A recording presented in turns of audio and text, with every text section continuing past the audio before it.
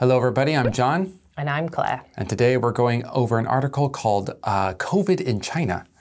It's nothing new. Coronavirus has been around for a very long time already, and it's been in China for a while. But recently, China's zero COVID policy had been lifted. So we are going to see what happened and the aftermath of all that in the article. But first, we must ask the very, very important question that we've all been waiting for. Your specific thoughts on China's zero COVID policy. Well, if you were with us either a month or two ago, you may remember my opinion on this. Yeah. I thought it was a little absurd because it did seem impossible. Back before it got cancelled in China, I couldn't see how it was ever going to be achieved. And even if it had been achieved, very soon after that, unless they locked the entire country, someone would bring in another version or variant of Corona, COVID, and it would begin once again. So I think that's probably why they gave up on it, because they had to admit it was ultimately impossible. Yes, exactly. And even if they locked down their country, whenever they decided to open up again, coronavirus would be there because it's just now in the blood. It's in everybody's blood. Yeah.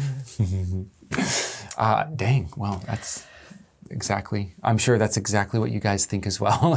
So I feel like this is the good sense has prevailed in this case. Now I'm guessing Britain, England, the whole UK area did not have a zero COVID policy. Never, no. This has not even been on the table as an option as far as I recall. What do you think would happen? What would people in the UK do if there was this same policy of China? I think we might be very confused and eventually perhaps just even ignore it, perhaps, because out of the cynical British attitude of, well, it's not even possible, so let's not even try kind of thing, which in this case would perhaps be an appropriate attitude. I don't even know what we would do. The police arresting people for walking outside. Yeah, I mean, we're so into, our sort of freedoms and human rights and stuff, and, there'd be so many calls against this kind of thing. There'd be a clamour of people saying, no zero COVID. Yeah, let's try something else. If it were France, there'd be droves of protests. Yes. Actually, I think there'd be protests in the UK, US. There's protests in the US anyway. So yeah, I think a zero COVID policy would just absolutely break down very quickly. It might even lead to a resigning of the president, prime minister, whoever, because of those type of policies. They would be a serious reaction of all parties involved. I'm